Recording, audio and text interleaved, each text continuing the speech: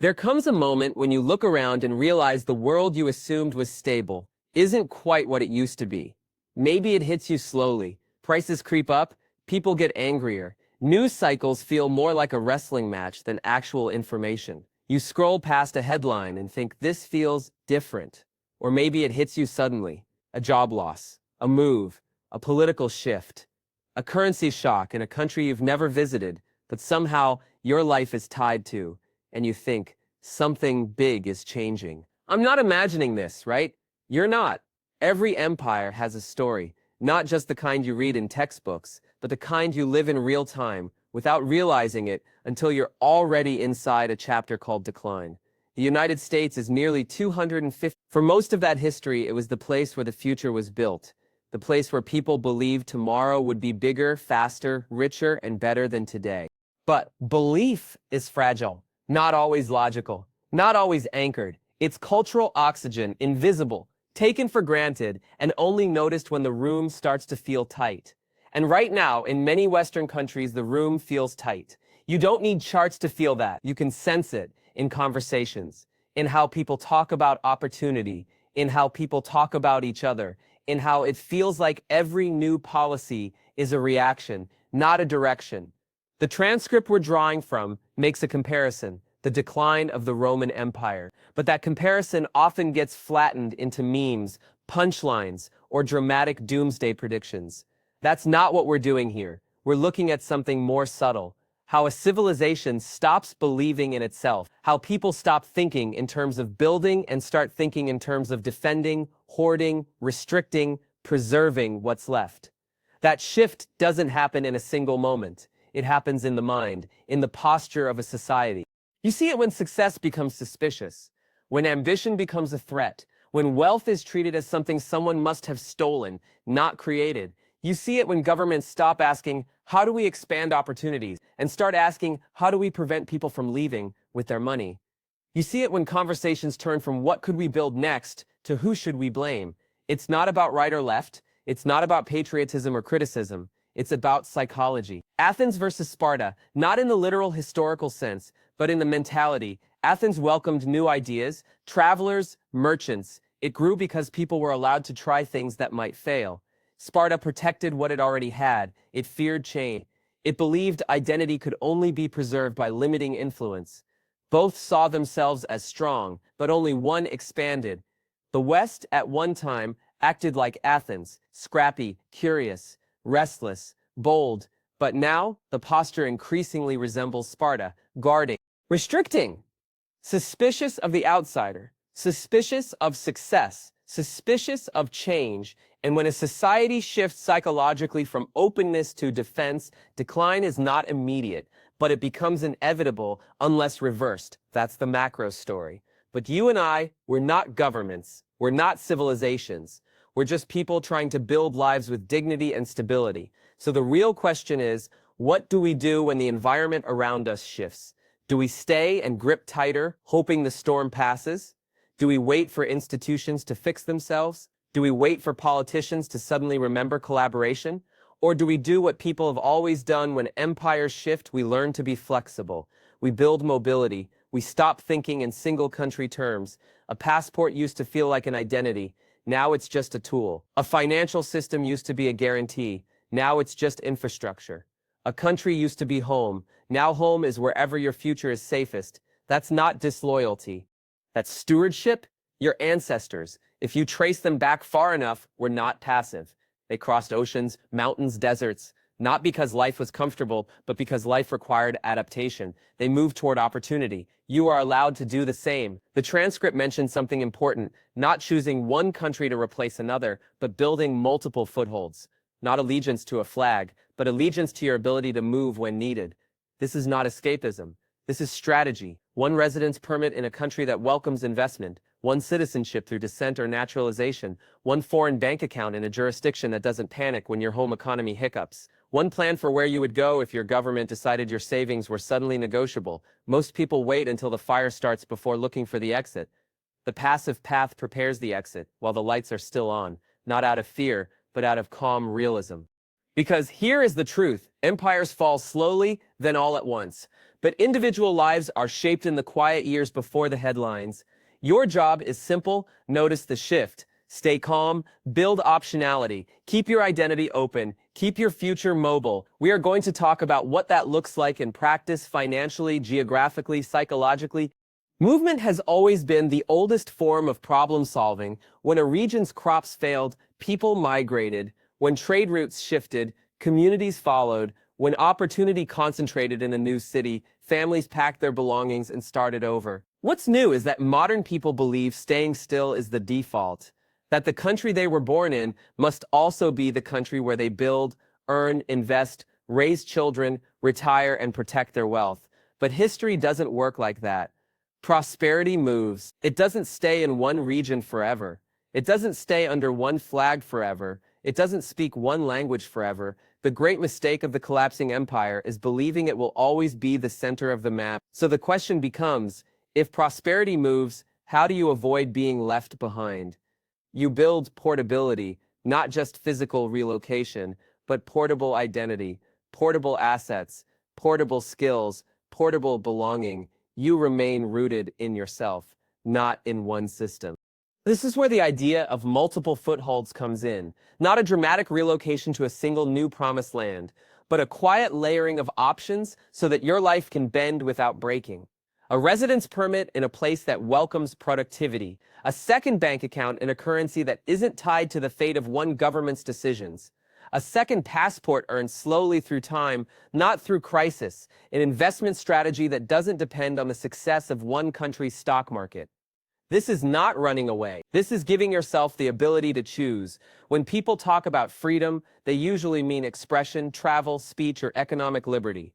But the deepest form of freedom is choice. The choice to move your money when the tax laws change. The choice to move your family before the culture fractures further. The choice to step sideways instead of fighting a system that no longer has room for you. Most people only realize they needed choice once they've already lost it.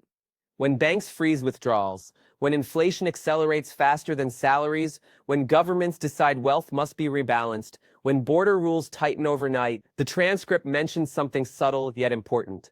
When a state begins to feel threatened, it doesn't become more open. It becomes more controlling. That's not malicious. It's self-preservation. But your job is to preserve yourself. Let's make this real. Imagine two people, both live in a country where taxes keep rising, public trust is collapsing, and social tension is simmering. The first person says, "I hope it gets better." The second person says, "I'll prepare in case it doesn't." The first stays in one financial system, one passport, one economy, one culture. The second slowly sets up alternatives, a small account in a stable banking jurisdiction, a residence permit, somewhere calm and unbothered by global drama. A portion of savings and assets that don't evaporate when a currency loses credibility, a lifestyle that isn't dependent on one city's cost of living. The first person has faith, the second person has options, and the difference between faith and options is survival. This doesn't mean abandoning your home. It means not chaining your future to it. People imagine these moves require wealth, but the most valuable moves require awareness. A bank account in a country with strong financial privacy. A long-term visa in a country that sees you as a participant, not a burden. A second language learned slowly, quietly, daily. Relationships built in cities most people don't even consider visiting. The world is larger than your news feed. There are places where people still believe tomorrow will be better, where entrepreneurship is admired, not resented, where governments compete to attract talent instead of trapping it, where being foreign is welcomed, not feared, where community isn't broken, just different. If you've ever stepped off a plane into a country that felt lighter, warmer, calmer, and thought, "I could live like this," that wasn't tourism, that was recognition. Your job is not to predict the collapse of anything. Your job is simply to avoid being caught in someone else's decline. You don't have to announce that you're leaving, or rush, or uproot everything. The smartest transitions are so slow, they look invisible. One document at a time, one account at a time, one foothold at a time. Until at some point, you look at your life and realize you are no longer trapped. You are choosing, and choice is the first real wealth. There is a quiet rule that has held true across history. The people who thrive during transitions are the ones who refuse to attach their identity to just one place. Not emotionally, not financially, not strategically, they stay connected but not bound. Think of identity like a tree. Roots hold you steady, but branches are meant to reach out.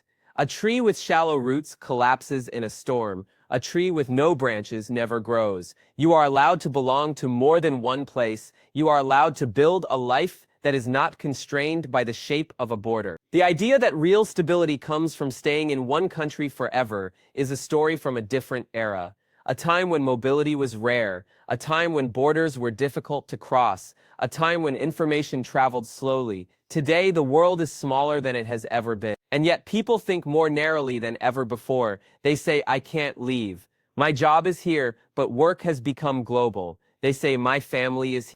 But staying in a declining environment doesn't protect them. They say, I want things to return to how they used to be, but time only moves in one direction. The narrative of staying put feels safe. But the world doesn't reward stillness. It rewards adaptability. This is where the mindset shift matters. Instead of thinking, what country should I live in for the rest of my life?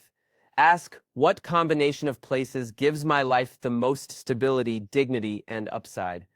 You don't need a perfect country. You need a portfolio of environments. One country where you earn, one where you rest, one where you save, one where you invest, one where you feel emotionally at peace. No single place offers all of that anymore, and that's okay. The goal is not to replace one empire with another. The goal is to step outside the idea that your life must be contained inside the borders of one system. In the transcript, there was a subtle idea. The global future will not be dominated by one superpower. It will be distributed, meaning opportunity will not be concentrated. It will be scattered. Small countries with open policies will rise. Cities will matter more than nations. Communities will form based on values, not geography.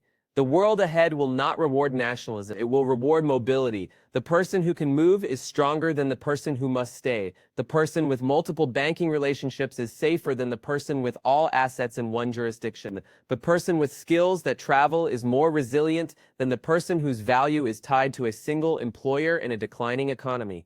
This is not theory. This is already happening. The wealthy are diversifying their passports. The skilled are working online from anywhere. The young are choosing cities that match their values, not their birthplace. Investors are looking at Vietnam, Malaysia, Poland, Colombia, Georgia, and the UAE, not because they are exotic, but because they are alive. Places where people are building, not mourning what was. If you've ever felt like you were waiting for permission to think globally, this is the permission. You are not required to live your entire life inside the boundaries of where you started. You can outgrow environments. You can outgrow expectations. You can outgrow systems. And doing so does not make you ungrateful. It makes you responsible. You can love where you came from and still choose not to sink with it if it goes under. The next part is where we talk about what this looks like practically, not abstract strategy, concrete steps. Small steps, steps that start now. This part is about steps that are small enough to start, yet meaningful enough to change your trajectory.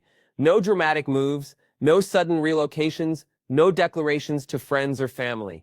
Just quiet positioning, because the strongest decisions are made without spectacle. The first step is awareness of where your life is concentrated, not emotionally, structurally. If your passport, bank accounts, job, investments, healthcare, and social safety net are all tied to one government, then your entire life is constructed on a single point of failure. This is not a judgment. It is a structural reality. The solution is not to panic. The solution is to create a second point of support, just one at first, a foreign bank account in a stable jurisdiction, not for secrecy, not for hiding, for resilience. A place where if your home system glitches, you still have access to your own money. That single move changes everything. It turns vulnerability into flexibility. The second step is residency. Not immigration, not uprooting, a simple right to stay somewhere else, even if you do not use it yet. Residency is a shelter, a quiet exit door, a psychological shift from I am trapped to I have options. When people feel they have options, they make calmer decisions. The third step is a portable skill, not necessarily a new career. Just one way to earn that is not dependent on a single employer or a single physical location. Something you can do with a laptop or with your hands or with your ability to solve a problem others have. This is not about becoming a digital nomad. This is about never being economically cornered. The fourth step is connection. Go where people are building, not where people are grieving the past. When you visit a new city and feel energy, curiosity, warmth, possibility, pay attention. Your body recognizes opportunity before your mind does. Talk to people. Ask them how they live, how they feel about their future, how they view success, ambition, and community. You will know very quickly whether a place is expanding or shrinking. The fifth step is wealth structure. Start shifting part of your savings into stores of value that do not evaporate when a currency wobbles. This does not mean making reckless investments. It means refusing to tie your entire financial future to the credibility of one government, one market, or one central bank. Diversifying is not about chasing returns. It is about building steadiness. These steps are not glamorous, they are quiet, but they change your life in the same way that turning a ship's wheel a few degrees changes its destination entirely. You do not need to run. You only need to lean. Lean toward mobility. Lean toward resilience. Lean toward environments that still believe in building. The next part brings all of this together into a simple guiding principle you can apply for the rest of your life. There is a principle that simplifies every decision in this new era, a principle you can apply in conversations, investments, travel, career, and where you choose to build your life. Go where you are treated best, not where you are told to stay, not where you feel obligated to remain, not where you are punished for wanting more. Go where your effort is valued, where success is not resented, where curiosity is not mocked, where ambition is not viewed as a threat, where the future feels open rather than locked. Go where your life expands. Sometimes that place is across the world. Sometimes it is a city 2 hours away. Sometimes it is simply a different financial system, a different community, or a different circle of people. The point is not to attend anything. The point is to stop shrinking yourself to fit an environment that no longer grows with you. Decline is not the end of the world. It is just the end of a particular chapter. The world keeps turning. Opportunity keeps moving. Life keeps unfolding in new directions. The greatest mistake is believing you must stay where the decline is happening. You don't. You are allowed to step aside. You are allowed to reposition. You are allowed to choose a different path. There is strength in quiet preparation. There is dignity in protecting your future. There is wisdom in mobility. When institutions become rigid, individuals must become flexible. When countries become closed, people must become open. When the world becomes uncertain, the person who has options remains steady. Your aim is not to win the old game. Your aim is to stop playing the game that no longer serves you. Build your plan B while life still feels comfortable. Build your escape before you need to escape. Build your freedom before someone tells you that you can't. One account, one residency, one foothold, one step, then another, quiet, steady, intentional, until one day you wake up and realize something has shifted. You no longer hope things get better. You no longer fear that they won't lie to you. You are simply free to choose. That is the real wealth, the kind that cannot be taken, the kind that does not depend on headlines or elections or the direction of an empire. The world is wide. Your life is yours. Go where you are treated best.